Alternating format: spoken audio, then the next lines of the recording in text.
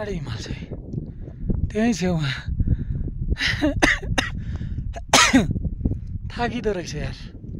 उता योभन्दा अझै यति राम्रोमा चाहिँ खतरा भनेर भिडियो बनाइयो, यहाँ आउँदा चाहिँ पुरै थाकिदो रहेछ। ज्यान त ध्वस्तै पारे यार। आज तिली चाहिँ बेस क्याम्प बस्यो भए चाहिँ हुन्थ्यो। 9:30 आइपुगेको थिएँ। के बसौँ भनेर हिँडेको काङसारबाट 6:30 बजे हिँडेर 9:30 बेस क्याम्प आएको थिएँ।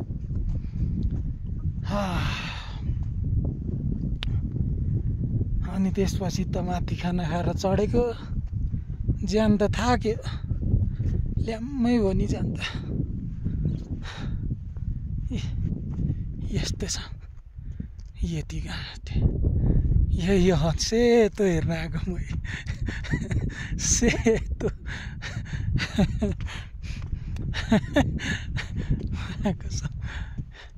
यही सेतो हेर्न लागेको गाइज म है। ललिपपले इनर्जी दिँदो रहेछ कि अलिअलि। तल सस्तै पाइन्थ्यो, माथि आएर 20 रुपियाँमा 40 को 2टा किनेर चुस्दै आइरहेको छु। पानी पनि छ। लो थाकियो, साह्रै थाकियो। त्यहीँ छु।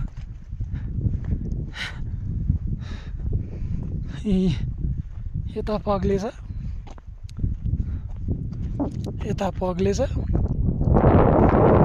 त्यता चाहिँ अझै बाँकी छ। ल यहाँ आएपछि थकाइ अलि कम होला जस्तो भाइ, तर थकाइ सकिसकेको छैन। गोजिया टन्न मिठाई हालेर हिँड्नुपर्ने रहेछ। थकान नि आफै, सबै आफै। बिहान 6:30 बजे हिँडेको, अहिले 3:11 तिलीचोलाई 10 मिनट हिँडे त पुग्छु। उहाँ तल ताल देखिएछ। एक्लै हेर त बिचरा जिन्दगानी।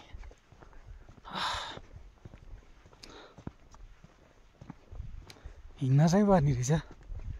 बिहान बेलुका यसो अलिअलि 1-2 किलोमिटर कुदेको भए चाहिँ यति गाह्रो हुन्थेन। बिहान हिँडिएन, के हिँड्नु, एउटाले खरायो एकदम छिटो हिँड्छ। बहुत कम समय बाँच्छ। भाग धेरै कुद्छ, चितुवा धेरै कुद्छ, एकदम थोरै बाँच्छ। कछुवा मजाले सुत्छ, धेरै बाँच्छ ला भनेर दिमाग भुटो एउटा साथीले। ल त नि भनेको। यस्तै छ हजुर, साथीहरू नभनी हिँड्ने भन्छन्। गाह्रो। पुरै प्लान बनायो, यताउति गऱ्यो भने त म आफै हिँड्दिनँ क्या। यो त पुरा अन द स्पोट। शुक्रबार अफिस गएँ, खानासाना खाएँ। शनिबार बिहानै उठेर कुदेको, खामसार आएर बसेँ हजुर। मजाले थाकियो।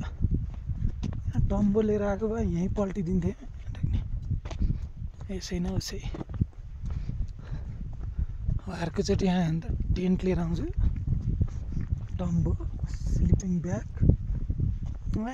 को दुखार्छ साथी, हिँडुल गर्नुपर्छ।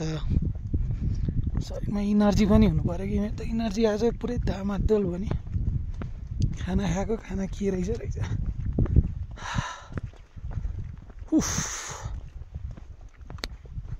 आराम र इनर्जी भयो भने जस्तोसुकै कठिन परिस्थिति पनि सामना गर्न सकिने रहेछ। इनर्जी जिरो भएपछि यी ललिपप खानु पऱ्यो। ज्यान त त्यहाँ हिउँ पग्लेछ, नुहाइदिउँ कि जस्तो लाग्छ। नुहाउँदिनँ, टेक्निक कति नुहाउने, नुहाउन चाहिँ पर्ने हो। है। गोसाइँकुण्ड गरेर त्यो कुण्डभन्दा कम छैन। अहिले फर्किँदाखेरि मुड रहेछ कि मुड चले ठक्क फर्किन्छु। ल गाइज अब हिँड्छु।